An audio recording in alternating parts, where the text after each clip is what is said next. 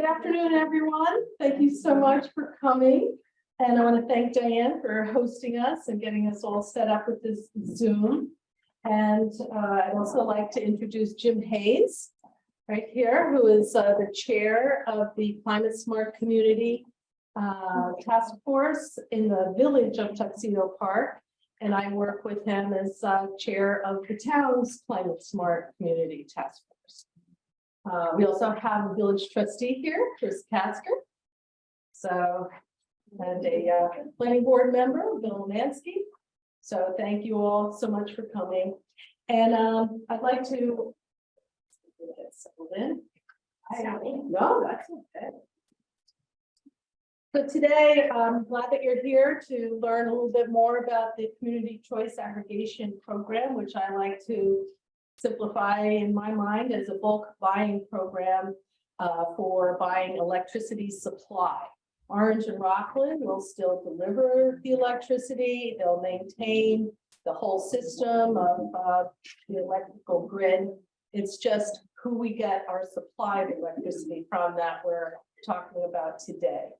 And the community choice aggregation gives us a choice to pool not only all the people, residents, and small businesses in the town of Tuxedo and the village of Tuxedo Park, but also neighboring communities will all aggregate together. And then Joule Assets is the company that is the administrator of this program that will then go out for the bids to see what kind of rates we can get and what terms, fixed rate terms we will get from suppliers of electricity. So Jeff Domanski is working with Joule Assets, and he is part of, well, he's running the education phase of this program. And neither the town nor the village has made any commitment at this point to a program. We're waiting to see what the bids come back to look like and as far as the rates. And Jeff will work a little bit more in educating us when that phase comes. And then he'll also tell us today a little bit more about the next steps. So that's good. All right. Yeah, that's a good overview. Let's kind of stop there or ask take questions. So thank you so much, Michele. Thank you for hosting us again. And I want to get to the cookies, so I'll try to be quickly here as we go through this. But my name is Jeff Domanski, and I am an executive director of a nonprofit based here in New York. It's a nonprofit that's been in New York for about 27 years. I've been executive director for about 4.5 years. And I'm Joule is shown in the lower right corner of this slide. They're the company based in Westchester. They're one of the 5 now approved administrators for these programs that, as Michele called it, CCA or Community Choice Aggregation Programs. And I'll describe what they are in full. But the town and the village have entered into a partnership with Joule for this exploration to see if this program makes sense, to see what rates we get if and when it's time to go out to the marketplace to see what we get for our supply rates. The way that Joule is approaching it now, I've been working with them on a number of programs here in the Hudson Valley. We first launched an aggregation, a community choice aggregation of communities back in 2019 up in Central Hudson Territory, where I live. I live in Beacon. It included the city of Beacon at that time. And that had the name of a program that you might have read about or heard about, a partnership name called Hudson Valley Community Power. We also worked from 2020 to 2022 in a 2-year contract for supply rates with 6 communities in Rockland County. That one was called the Partnership Rockland Community Power, which you may have read about or heard about, or even recently, because they just relaunched. They were in the relaunch phase. It's still South Nyack disappeared, but then another community joined, so it's still 6 communities. So they 5 of them redid it, and Grandview joined, and as well as Highlands and Highland Falls are part of that aggregation because of the timing. But Highlands and Highland Falls, like Tuxedo and Tuxedo Park, the way Joule is doing the naming of programs now, just to explain what's on the slide, every community that does a program or that explores a program, Joule creates a program for them with a program name and a program website. And so for the town, it's Town of Tuxedo Community Power, and for the village, it's Village of Tuxedo Community Power. And this is for our exploration phase, which we're still in right now. It is, as Michelle's saying, it's a program that is, in essence, a municipal-led bulk buying strategy for electricity supply. We'd never get away from Orange and Rockland in terms of doing delivery services. That's what they get paid for. That's what deregulation in the 1990s made the utility companies. They are delivery companies. They're not allowed to own the generation sources for the most part, nor make money on the how it's made, the where it's made. So they cannot own the generation sources. They are delivery companies. So since the 90s, there's been a whole marketplace for supply choice that every individual utility customer in New York could take advantage of. Companies you may have heard about like Ambit, Viridian, Green Mountain Energy. These are independent energy supply companies. Sometimes they own the generation sources. Sometimes they own the generation sources and are the middlemen. Often they're just the middlemen companies that can put you into a contract if you want to determine the rate, how much you're paying for your generation of electricity that you use each month. And people have done that for rate purposes. And in the case, for example, of Green Mountain Energy, they've done it to support more renewables. They say, I want to pay only for renewable production that I use in my home or business. And so that's been an individual choice.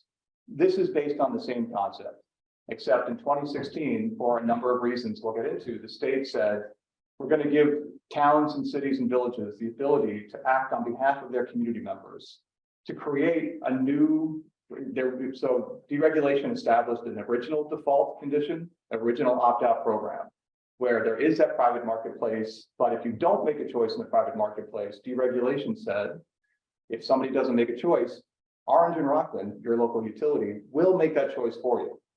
They'll do it without making money on it. It's a pass-through cost for them, but they will do that. So that's the original default, the original opt-out condition for electricity supply decision-making.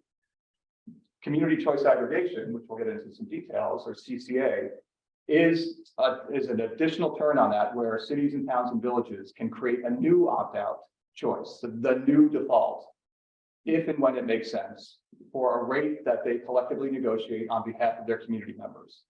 And it's a fixed rate. It's done in the essence of a buying club that you can get something really good for a lot less than you can get by yourself. And it will be competitive with Orange and Rockland's rates if we launch. And it even could be better while we're also paying only for renewable production. That's the kind of the beautiful win-win scenario of this program. But very, very importantly too, it is also structured on numerous aspects of consumer protection. Because a number of people have bad experiences in that private marketplace.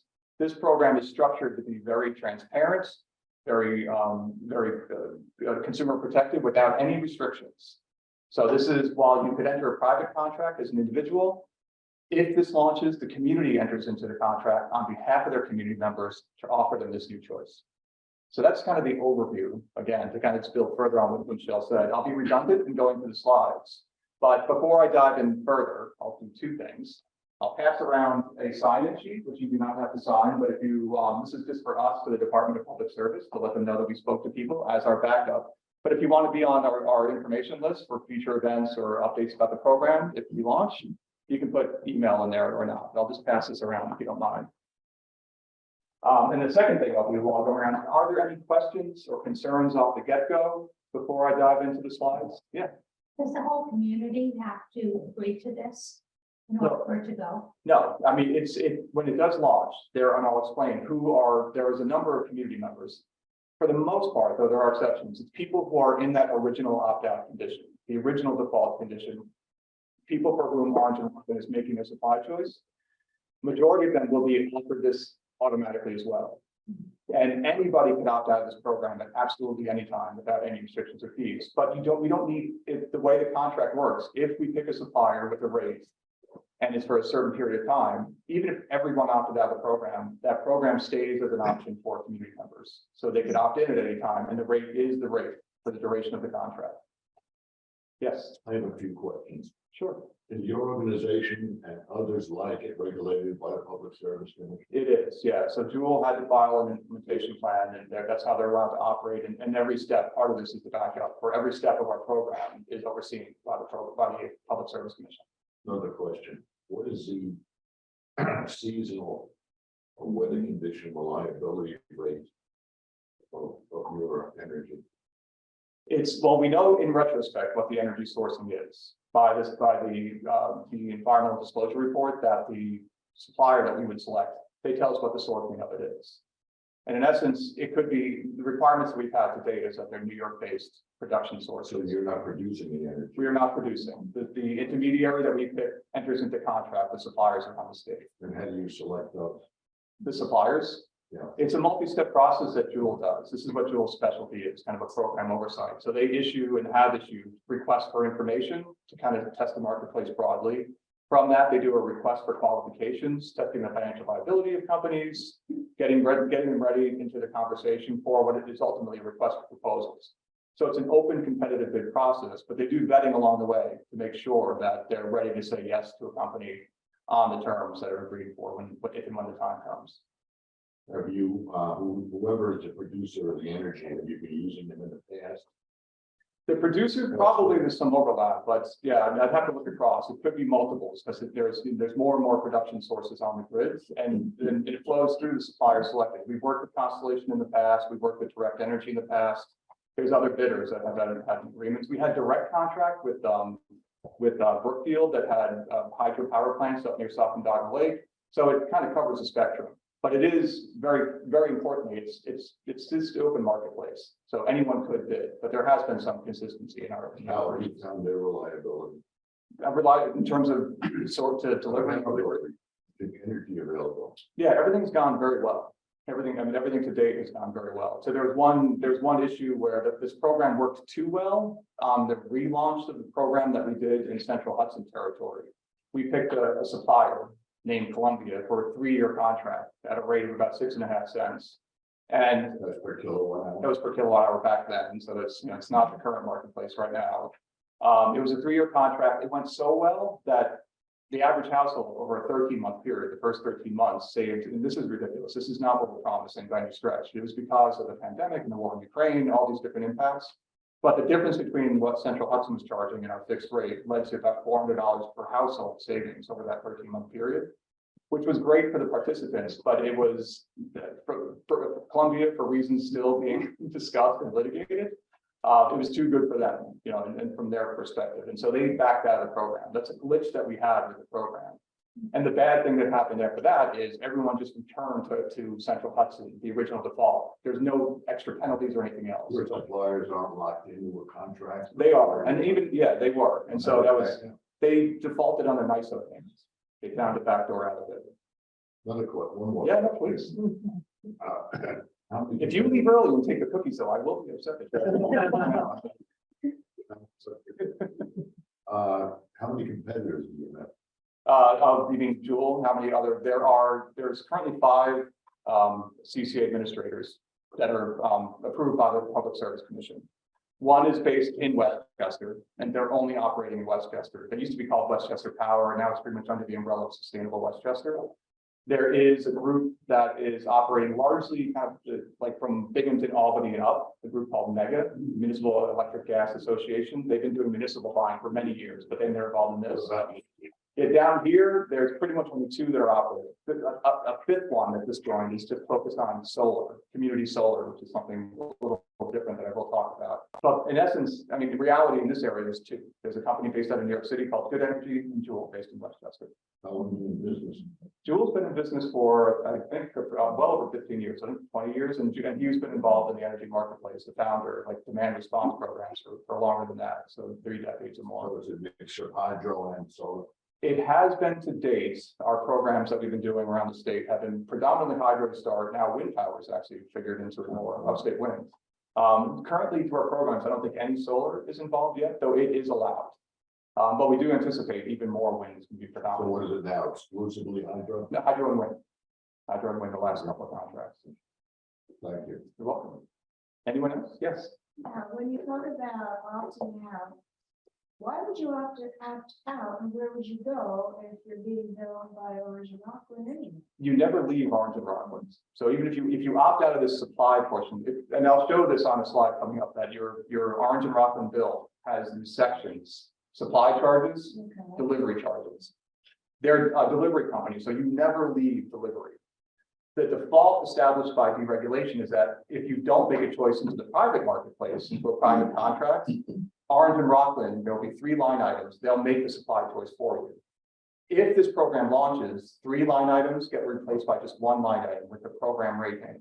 Everything's in that one program rate, that cents per kilowatt hour. If you opt out, you go back originally to the 3 line item situation where Orange and Rockland's making your choice. Or at any point, you could also enter into a private contract. So who's making the choice now? When you say Orange and Rockland is making our choice now? If you're in that condition, if you don't have a private contract, Orange and Rockland makes that choice on a monthly basis, in essence. Well, wouldn't Orange and Rockland make the choice anyway if you're going to choose them to bill? No, To bill no, us? it's 2 separate things. Delivery charges, that's all infrastructure payments, all delivery services. They will it almost breaks down to a daily decision for them and averaged out to a month. But they, in essence, you can simplify it to think that they enter into agreements with numerous suppliers for the customer base that they are charged to make that decision for. If you get into a private contract with, say, Green Mountain Energy, and you know that you're paying for Vermont wind because they have turbines in Vermont, then your dollars go to the producers of electricity that are in Vermont with wind turbines. Same through this program. We'll pick a supplier that will enter into agreement with hydropower, wind power, potentially solar producers in your state. And the supply portion of your bill will go just to those producers via the company that we pick to be the intermediary. Might be easier to look at the bill, to kind of understand that better. Anything else before I kind of move forward? Yeah. Jeff, if the contract you go into with the energy supplier for 2 years and you're given a rate, now our bill does not change at all. It's that same rate every month, or can it vary? The rate in the supply section stays the same for every month of the contract. Your kilowatt hour usage will change, Right. so your total supply charges will vary, and your delivery charges will vary because of the usage. But yes, the rate stays the same. All right, I'll move forward here. So beyond the kind of intro slides. So this is what we're here because Tuxedo and Tuxedo Park are in this exploration phase of the program. So I will kind of repeat, I'll go back to explain what community choice aggregation is. And the why is the second bullet, and what are the benefits? And this is the why we're doing this program, why we're exploring it. And then we reflect on the individual community members. So will it affect me? We'll talk about who's automatically included, who's not, what you can do if you don't want to be included, a couple of options there. And then as promised, I'll show you an image of an Orange and Rockland bill to understand it on a day-to-day basis of how this program plays out and what it doesn't affect and what it's often confused with. We'll talk about that too. And then we'll talk about a potential timeline that we're working on. And then I'll be redundant with some FAQs. So very importantly, community choice aggregation can be described in one sentence, but in one word, it's a policy.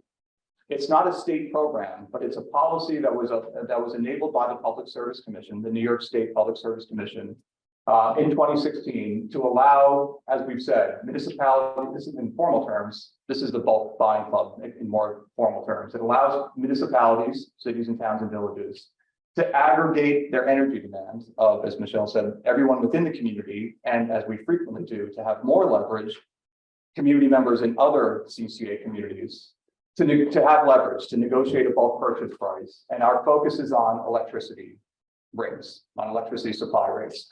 CCA can be used for gas, but every community that I know of, and there's 150 plus communities in New York State that have passed. The first step is passing a local law. Very importantly, every municipality has to pass a local law just to give them the ability to explore this and potentially launch a program. They're all focused on electricity because of the potentials for giving people a benefit of being able to pay very competitively, potentially less, to support renewables on the electricity side of things.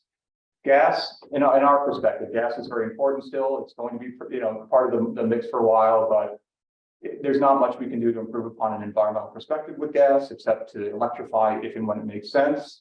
But so that's why our focus is on just on the electric side of things. So this was repeating what I was saying, and I think it's really important for people too, because when they first hear about this program, if and when the program launches and everyone receives a letter from the town or the village describing the program, and they see that it's an opt-out program, some people get very surprised and think that this is the first time they're being exposed to an opt-out program for electricity supply choice, where there's a default choice. And I'd like to reemphasize that we've been in an opt-out program in New York since the 1990s, since deregulation established a condition where if you don't go into the marketplace established by deregulation, as I said, then the local utility, without anyone's input, makes that choice about the supplier. And we'll talk about it with the rate options, but the real significant advantage of this program is the additionally to exclusively through the supply payment support more renewable production from our perspective. Not to say that when the utility makes a choice, there's no renewables in the mix. There are requirements on the investor-owned utilities like Orange and Rockland to source renewables in their mix. Looking at the environmental disclosure reports, kind of their annual reports on how much, it typically is in the vein of about 10 to 15% that would qualify in the category of renewable amounts. So 10 to 15% is what's typical. And what we're trying to do is give people the ability to pay for minimum 50%, but what we're targeting is 100% renewable option in the program. And there could be more than one option available through the program. So the idea, this is a simplified graph, just kind of talking about the benefits. The simplified graph is saying that the green line is the CCA rate, it's a fixed rate. It offers certainty, which is one benefit of the program. You know what the rate would be for the duration of the contract, as it will be described, whether it be an 18-month contract, which the Rockland communities are now entering into. We've commonly had 2-year contracts. I mentioned we just had it was supposed to be a 3-year contract. But that green line would be the same rate for that full duration.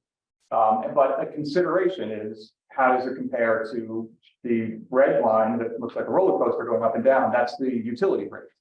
It varies every month. Utilities are not allowed to fix their rates. So it goes up and down. And this is very rightly saying there will be months when the utility rate is below the green line in this case. So we're not guaranteed cost savings. If this program has proven in numerous iterations to be a win-win scenario where our green line was better than the average of the red line over the course of the period. But just, very frankly, there will be months where there will be lower rates and there'll be higher rates in our program rates. It will be competitive and it will be fixed. Each of these is an advantage. Yeah. Another question. Yeah. Is that graph accurate? Not as good as the generalized graph. Also, it's not. Yeah, it's not. I think they have a period of graph that shows actual rates coming up. What is the percentage of your energy as opposed to the utility over time? What percentage would we be receiving of your energy? How much of that would go into our mix, our billing? You mean of the electrons, the actual commodity flowing on the grid, or are you talking about? For what percentage of our bill would be from renewables, as opposed to what we normally get through a mix? Yeah, so I think I was just saying, if this is the answer to your question, like when the utility, like the red line, and before that's 10 to 15% renewables. Okay. Well, we promoted, and in our program is not, we've been talking about a fixed rate and I'm talking about promoting renewables, but in majority of contracts we've done to date, including the relaunch of Rockland, there's more than one rate option available through the program. All of the rate options through the program are all fixed and they're all available to anybody who wants them at any time. Each community, if there's more than one rate offered through our program, that through the supplier that we collectively pick, each community has to pick a default. What is like if nobody takes action, what do they get? So of the rate options, whether they be 2 or 3, if there's more than one of them would be chosen as default. Majority of our communities, like 95% of them, there have been exceptions, have picked 100% renewable as the default. So in that case, a participating member's supply portion of their bill, 100% of it goes to those renewable suppliers. They get the electrons from the whole grid though. They're not just getting green electrons, as I'm sure you know. It's a full mix of things that they're getting, but they are paying for their dollars, in essence, go only to those producers. And so they are changing the proportion of renewables on the grid. So on average, about 10 to 15% of our our billing would be under the red line. Is that what you're saying? No, if you're staying with the utility making your choice, No, if we go into this program. if you go into the program, so are you talking the difference between how much of your bill is supply and how much is delivery? Well, I know there's a wires charge and a generator charge. Those are two different suppliers and two different bills. So you're adding, I think, kind of a third component to that. No, we're just giving an alternative to the utility making the choice and a selection of suppliers. So we will be getting all of our energy exclusively through your program. You'd be paying for exclusively the type of sourcing, if you stay in the program, that the supplier has entered into agreement with for suppliers. Say for simplicity, say that there was one hydro producer up near Saratoga Springs that they entered into agreement with for their electrons and the attribute, the renewable attribute. Then your dollars would go to that hydro producer exclusively.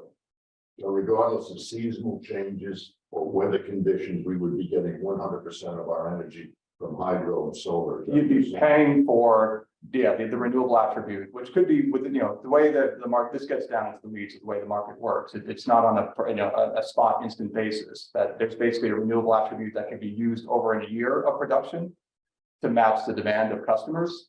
But again, so you can fully support the renewable production, stretched out over the year, required to multi-year contract, and stretched over each individual year. But again, everyone's getting their electrons from the full mix on the spot, the full demand that the New York ISO oversees. The reason I'm asking is because the reliability of solar and wind and even hydro, depending on weather conditions, is a variable. Yep. Sometimes it's not as good as we would hope. Right.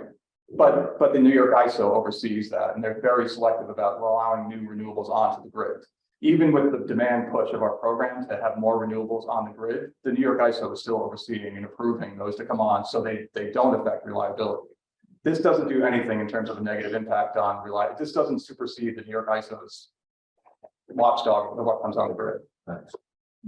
Yeah. Simple question. Yeah. If I go with this program, how much will I save on electric bill? Can't say because we don't know what the utility rates would be. So you're talking like an apples to oranges comparison. Say if we're talking about like a green apple, like we got 100% renewable rate through our program and it's X cents per kilowatt hour. To know how much you'd save, you'd have to compare that to the average of the varying utility rate. We don't know what that will be. We do know historically, especially, that this has been very competitive. In the past, it's worked out very well where people have saved, but we can't guarantee that there is a savings. What do we anticipate on average? I mean, and we've definitely had some really big exceptions that were much bigger, but it's modest. I mean, we just on average, what we've anticipated in the past, like $60 per year difference between a program rates a year, across the whole year. So a modest savings, but if you do an apples to apples comparison, like to support renewables, our program rates are typically 50% or more better than what you could find as a private customer. So for example, if we had 10 cents per kilowatt hour for 100% renewable, it's very likely, and what I've seen frequently is a company like Green Mountain Energy charges 15 or more cents per kilowatt hour. So it's very important to keep in mind whether you're comparing like a green apple to a green apple or a green apple to a brown apple in case of there's renewables. Does that help? The reason I'm asking, I was with Green Mountain a few years back. And I was getting my electric bill, they were charging more than previous bill. Yeah, that's part of the problem. Started saving it. That's part of the problem Pay more. with the ESCOs is that people are in those you enter into a contract for a private company. What most commonly happens is you have a minimum 12 month, but it doesn't end at 12 months unless you end it at 12 months. That it says in the contract, it goes on and on. You're basically on a month to month, and you can end it any time, but it goes on. And what is very frequent with those contracts is that it's fixed for a period of time. And then, it could be a year, could be a month. I know there's one very deceptive company that's operating out there that markets as if they're doing a fixed rate for an extended period, but it's 1 month and then it can turn variable, and the variable is gross. It really goes high. So if I go with solar, and it would be making a difference. like if you put solar at your meter on your home, Yeah, on top of the roof. Yeah, Solar panels. it is compatible. with this program, and I'll talk more about it with the bill, but yes, you could do both.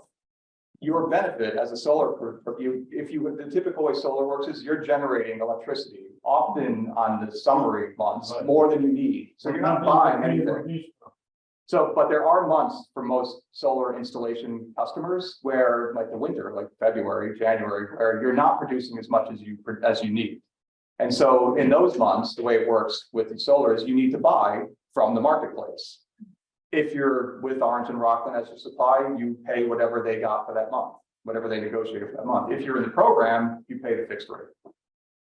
Continue. Okay. I'm going to back. All right, so here's the bill. This is the summary page. This really what the only thing emphasizing this gets into the idea that your utility bill is more than one bill in one. It's one bill, but there's a lot going on in there.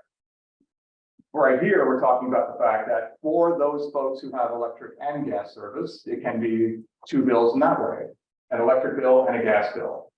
The arrow is showing the summary charges for that. And again, our program that we're talking about for the Tuxedos here, Tuxedo Park and Tuxedo Town, are just for electric. But even on the electric page, there's more than one thing going on. So this is the detail page. And this is actually an example bill from a live CCA program from the Rockland Community Power program that was between 20 and 2022. First of all, there's the orange box that we put on there. That's our box that we put around the supply charges section of the bill. This is the part of the bill that we affect. This is the only part of the bill that we affect this program. This is the supply charges section of the bill. If Orange and Rockland, if you're in the original opt-out conditions, if Orange and Rockland is making your supply choice, there would be, this says there are, I think, 9. I think I should count one of these days. 1, 2, 3, 4, 5, 6, 7, 8, 9. 9 line items in the delivery charges section, which I'll talk about in a second. If Orange and Rockland is making your supply choice, there are 3 line items in this section. There'd be a market charge, a market adjustment, and then an MFC charge or merchant function charge. Each one multiplied by the usage. This looks like 30,500, but that's June 30th. In this example bill, 500 kilowatt hours. You can see it's 500 kilowatt hours on every line item delivery. But this right here for the Rockland Community Power Program between 2020,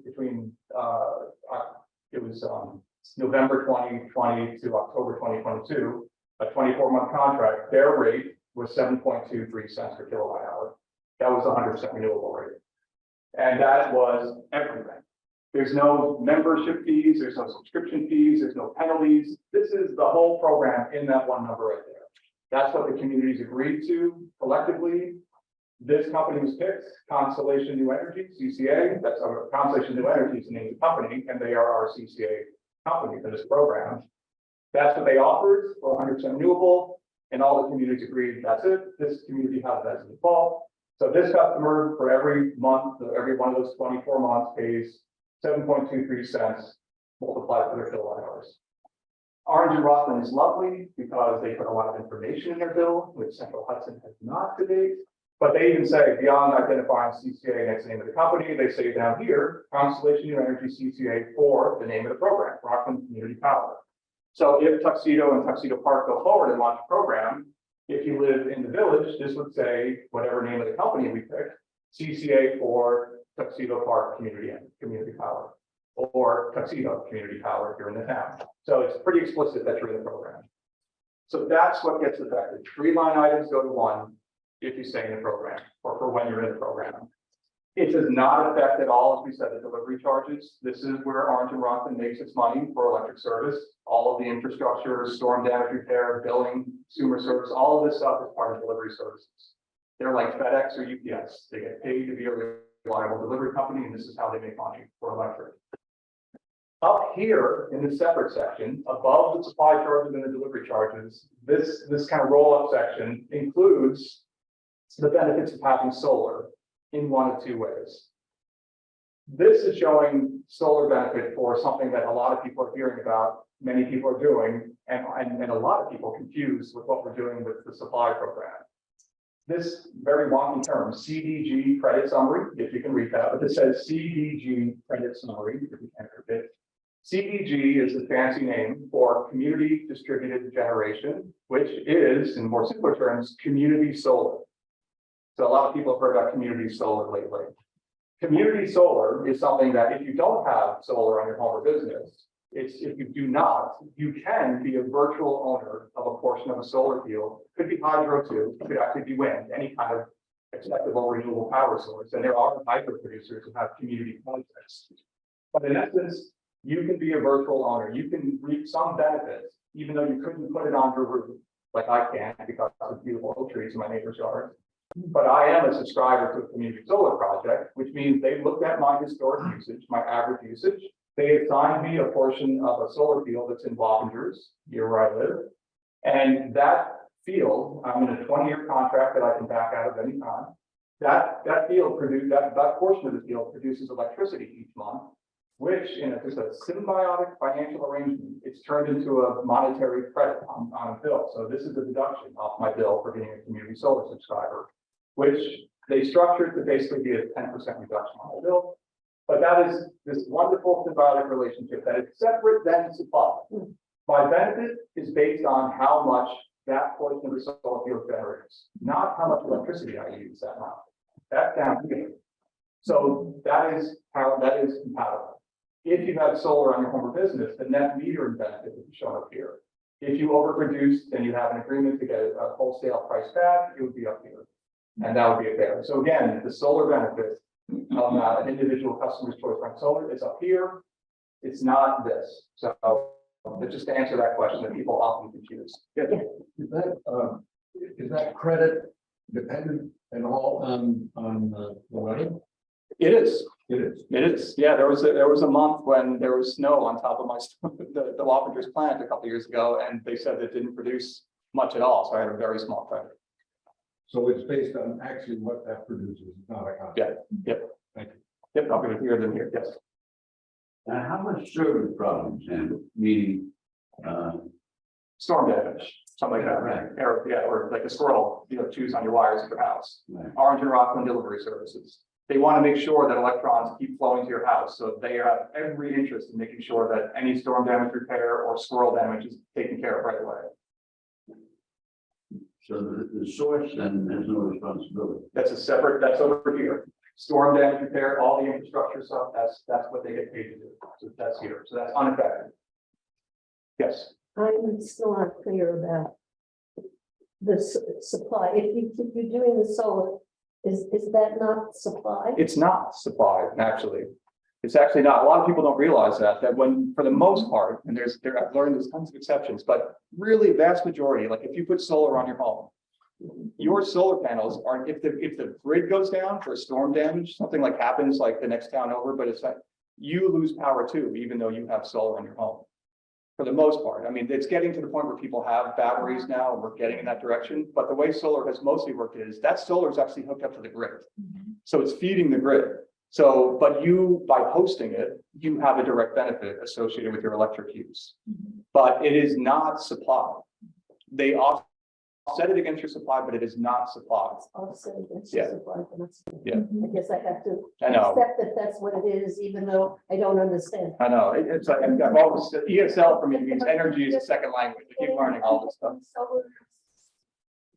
Yeah, no, it's a surprise to a lot of people to realize that that's really the relationship. And the most clear understanding of that is like, if there's a power outage, and even though if you have solar, if you don't have a battery backup, you lose power. So if you're already on, one of these solar things and you go into this, you don't have to give up the other. Nope.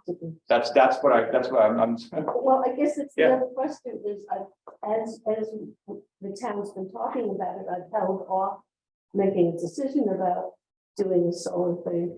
Does that make sense to? Or Nope, go right ahead. just do it now? Yeah, go make a solar decision. And if you, and very importantly too, if you have a private third party arrangement, like if you had Green Mountain Energy, that would be here. If and when, or if the program launches, that would not kick you out of your contract. Anybody who has a private contract for third party supply, you're unaffected.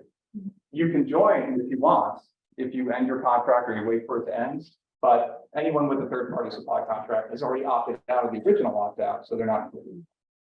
Any other questions on the bill before we move on? Okay. So this is just re-emphasizing, revisiting with my menu analogy, the choices about supply. And I often, I don't put it here, this is like my analogy to a restaurant. You walk in and this is the appetizer menu, like in a price fixed restaurant, where you can choose one from each category. In the appetizers that are electricity supply choices, you can have one of these. Before a CCA program launches, these are the two choices that we have right now. You can have the utility company with the asterisk, meaning it's the existing default, or you can enter a private contract with an energy supply company, a third party. If the program launches, a third option comes along. The double asterisk means that the CCA rate or rate, whether it's one rate chosen by the municipality, it becomes the new default, the new opt-out. But if anyone wants to opt out of CCA, which they can do at any time, these remain as choices. Yeah. And you said opting in or out, you don't charge any fee. Right. And does that also apply to Orange and Rockland? If Yep. you tell them we're in or out? Yeah, they're not allowed to charge fees. Yep. They take you back without any charge. It's a good question. They don't get asked that often, but it's a good one. So now we're getting sort of to the redundancy, the repeating the benefits. This is about supporting clean energy. It is a consumer protection aspect. It is a fixed rates. It is competitive. It's just an additional choice. So this is what it's all about. It's not taking anything away from anybody. So who's included? This is like who we're talking about included. Generally, as I said, the first one, it's anyone in the original opt-out condition. Anyone for whom Orange and Rockland is making the supply choice. Exceptions are, as I just said, if you already have a third-party contract, if you already have a supplier selected, any of the dozens out there, you are automatically opted out. You're not sent a letter from the town or village about the program. We hope you'll hear about it in other ways, and if you're interested in joining, you can, but you're not automatically included. Customers that are based on a demand meter account. So the second one is about larger customers, like the school system, even maybe the library has a demand meter account. When you have a demand meter account, when you are a larger user of electricity or a particular meter is, it means that you get a beneficial supply rate, but you have to pay a standing demand charge. It's kind of like reserving the power that you use because you're using more of it. It's the way utility companies do it. Because it's important to look at the combination, the blend of that standing charge with the rate, the favorable rate, and compare it to the program rate. Because it's not automatically advantageous, they're not automatically included. This is like the very powerful mechanism anyone has available to them. The third one, if you have, and this happens because people have had bad experiences with those private companies in the past. Many of those customers who have bad experiences found out that they were in these endless contracts with weird fees. They called up Orange and Rockland or their utility company and said, please put a block on my account. It's basically a protection on your account. If a customer has a block on their account, they're not included. This, and importantly, why that is because if and when a program launches, the information about the eligible customers comes from Orange and Rockland. So they're a partner in the program in essence, because they have the customer information. And so they know who stays in the program, who opts out of the program. If somebody has a block on their account or has a third-party contract, they know not to send that customer's information to the supplier that we've selected for the launch. And the last category is if somebody is in the Home Energy Assistance Payment Program, which is an income qualified bill pay assistance program, because we can't guarantee that this will be a cost savings in either the apples to green apple to brown apple, the green apple to green apple scenario, because it's not a guaranteed savings, they're not automatically included. But anybody within municipal borders can join the program if they want. Any business institution, anything can take advantage of it. That's just the way it's done. What's the bottom line? Oh, so customers will be automatically enrolled unless they take action before the program begins. So they're in the timeline, which I think we talk about next.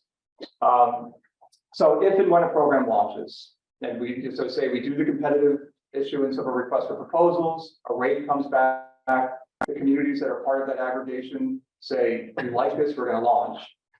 There is ultimately the rates and the description of the program go into a letter that's sent out, the welcome/opt-out letter, which is the WOO, I like to call the WOO letter. We were anticipating this would be summer 2023. We're getting to the timeline. This second line, once that letter is sent out, there is a 30-day period that if you never want to be included, if you never want to be switched from your original default condition where the utility is making a choice, you can take one of the necessary actions to opt out of the program when the program launches. But you can join the program for a month, and if you change your mind, you can still opt out. So that's what that was saying, that anyone else is going to be automatically included unless they take action before it starts. So We're not gonna put you in that program. Unless you basically object. If unless you say no. Yes, that's the essence of how this program works. Which again, is what's happening with the utility company right now. And the state said, unless you make a choice for the private marketplace, we're putting you with the utility, and the utility is making your choice. It's equivalent. It's just a matter of a state decision versus a local decision. Questions? So it would launch with the selected, and each, just the same municipality, each has to select. If there's more than one rate option, you have to pick the default rate option for the program. And then if we're working on this timeline sometime in the summer, after the 30-day opt-out period, that's when the communication between the supplier and Orange Rockland would take place, and the line item would go on the bill for the launch of the program. So I'm down to my frequently asked questions. I'll run through these and I'll take more questions. So that, again, this is really redundant, I'm sure, I think most of them. So the first one is, does the program replace my utility company? Many people are hearing that there's going to be a municipal energy program. They're thinking that they're getting rid of Orange and Rockland. No, this is just this additional supply option. Orange and Rockland continue to do all the delivery services. So does this impact the reliability of my electricity? I think we've kind of spoken about this quite a bit. It does not, because everyone is still getting the mix of electrons. What you can do, what we hope to do with this program, is increase the proportion of renewables on the New York State grid. Will it save me money? It's not guaranteed because of that we talked about, but it will be competitive. What if I want to change my supply choice? So if there's more than one rate option, there's a default one. If there's more than rate option, if you want to change at any point, if you want to change 12 times during the contract period, you can do so. There's complete flexibility within the program. No fees or penalties to do any of this. And it's my nonprofit team that's answering the phone and doing the changeovers with the rest of the team. So do I have to stay in the program the entire time? I think it's kind of redundant. Say no. No one has to stay in the program. The contract's in place there for them for the full duration, but you don't have to stay in the program. And then this one, can I participate if I have my own solar panels or if I participate in community solar? I think we've said this enough that yes, you can. They're parallel, complementary. You can do one or the other. You could do neither if you want. What happens after the program ends? I don't think we didn't speak enough about this. So then this is a question often that stems from the experience that people have had in private contracts where they've gotten into a contract and then they realize it never ends until they take some action. This program is structured on a specific period of time that's described right at the start. It's a fixed rate for this duration. At the end of the period of that time, the municipality, if it decides not to proceed and do it again, everyone automatically just reverts back to the original opt-out condition, the original default where Orange and Rockland will make their choice for them. It is possible, as numerous communities have done, that they can take action before the end of the contract period to seamlessly have a new rate to do it again. That is a possibility. But again, nobody has to take action to avoid to end the contract. This is one of the aspects of consumer protection. And so that's the end of my FAQs. And the Yes. decision is made by the municipalities, not by a group of citizens in the town. But in It's conversation, politics of the town. to a degree, but then again, when we did the law, there was public meetings and there's these information sessions. There's the ability, in theory, to have conversations with municipal leaders to express your priorities, your interests, your concerns as you do. So it really does bring the decision making, the ultimate decision, down to the local level. Well, is there a structure for that in terms of citizen participation into the decision that the municipality makes? There is particularly in the designs, we go into the request for proposal design process, as the municipalities express their priorities for that. So every conversation leading up to that is really the most realistic ability for community members to have voice in what is ultimately chosen. Because the RFP can define lines in the sand that the municipality will have before them to decide whether they want to proceed with the issuance of the RFP. Certain type of sourcing, making sure there's 100% renewable option. making sure that there's other options that they might want, any limitations on suppliers, if they've had some companies they know they don't want to include. Any number of aspects can be addressed in the request for proposals for the municipalities in the aggregation. So there truly is ability to have input. So that's the role of the company you work on, like do the request proposals. Joule, yeah, I'm in partnership with, yeah, I don't work for them, but yes, that's what they lead, is the design and development of request for So you proposals. do the One aspect. requests, you combine them and then you present to a municipality. Exactly, yeah, And then the municipality then can have like easier, like, you know, Yep. easier way. yeah, they Compare Yep. and see. they serve as a Sherpa, they gather, if there's more than one community, they gather them together for the meeting to present the options, and then we discuss if there's an option that's preferable and which is the preferable one. So in this case will be, you will present it to the town of Tuxedo. or to And the village, yeah, it'll be together, yep, and then Yep. they will decide. yep, Okay, exactly, we're going to exactly, and that's the one that will be presented to us. exactly. Yes, What is Orange and Rockland using now? in terms of source? Yeah. It's a mix, but I was saying that in terms of renewables, it's in the range of 10 to 15% of what qualifies as renewables. The rest is gas, there's nuclear in there, the predominant that's what we have. I don't think we really have oil production, we have coal production, some oil, I think, still in the state. So basically, And beyond the what you're borders. talking about is going with Joule, which is solar. Hydropower, wind, or solar are sources that we will assess. What would it be for here? Which would be best? Solar, wind? We'll find out when their responses, we'll see the rates that are offered, the terms, the type of mixing, that's what's gonna be So no discovered through. nuclear. Not for the 100% renewable option. But there could be, as there is for Rockland, they went with a 100% renewable rate option. They went with a 50% renewable rate option. A little less expensive than the 100% and 50% support for renewables.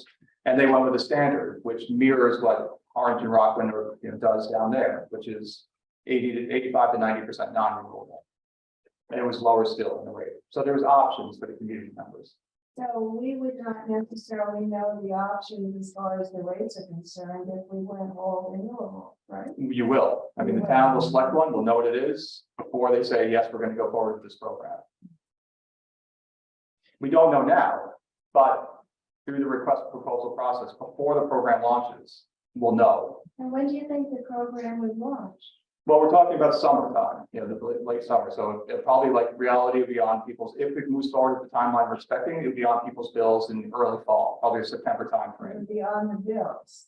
Yeah, that line item would be transferred to the bill, Orange and Rockland bill.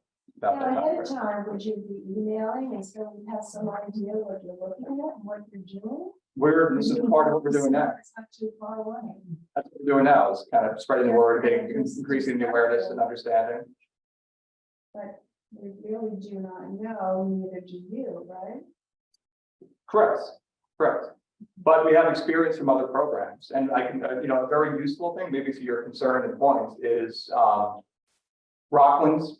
Well, as I mentioned, the Rockland group had a contract from October, let me get this right, November 2020 to October 2022. And they were all interested in doing it again. They wanted to that last FAQ about what happens when the program ends. They wanted to do another contract right away, but the market wasn't good. So they were working with Joule to look at the market, ongoing conversations, and the market was just crazy. There was no time to fix a rate that anyone was going to be happy with. So Joule didn't say, we got to go forward, you got to use this rate. They're like, this doesn't make sense. So let's wait until now when the market has settled down. So that's why they're proceeding now. So nothing looks good towards. Does that mean then for those few months, they went back to Orange and Rockland? Yep, and it was relatively easy, it's seamless, that they transfer back over. I mean, people weren't happy because Orange and Rockland rates were really high during that time period, but that's the way it works. Are there any other towns in Orange County? Highlands and Highland Falls are launching with the Rockland one, so they get they won the prize of being the first Orange County communities to do it. But there's a number of other To go with communities Joule, is that? to do a CCA, actually. Oh, actually, you know what? Greenwood Lake actually went with good energy. I think the Village of Greenwood Lake actually launched a program with the other administrator. But there's a number, Who's the other administrator? there's another administrator called Good Energy, GOOD Energy, based in New York. So they were interviewed by Tuxedo and Tuxedo Park. They considered them, they looked at the options, but they decided to go with Joule. Maybe another, to help answer that question, also why we don't know what the rates are, because there's a defined education period Right. before we can even go to the next step, so maybe we could go over that. Sure, yeah, so that's great. So and just to, I don't usually go into the depth of the process, but the steps are for launching a program from kind of like start to finish, and I won't go into every single step. But it does start with passing a local law. And even that involves public engagement. I think nearly every municipality has public education of the public meetings to consider a law being passed. So town and village both did that. Next in the step, or can be somewhat concurrent, is picking an administration pathway. For nearly all communities in New York State, that means, for the most part, picking an administrator to be the Sherpa, to be the guide for the program, to comply with the requirements of the Public Service Commission, which then allows the part that I have a bias towards, which I think is a benefit we didn't really talk about. But there is a requirement by the Public Service Commission that there be a minimum of 2 months, 60 days of education and awareness and awareness building. And we've been doing far more than that, actually, for the town of Tuxedo. Been at this for a while. It's doing events, answering phone calls, putting information in the papers, wonderful articles written by the Photo News about the program. So there is that, and I love that because it's simple. On one hand, we're talking about your orange and rotten utility bill, but there's a lot in there. And as we're transitioning to a different grid, away from the grid that's very distributed right now, larger power sources far away from customers, and we're putting more sourcing on the grid with other benefits. There's a lot of opportunity and challenges, and there's a lot of well-earned distrust in the background. So I love the education component of it.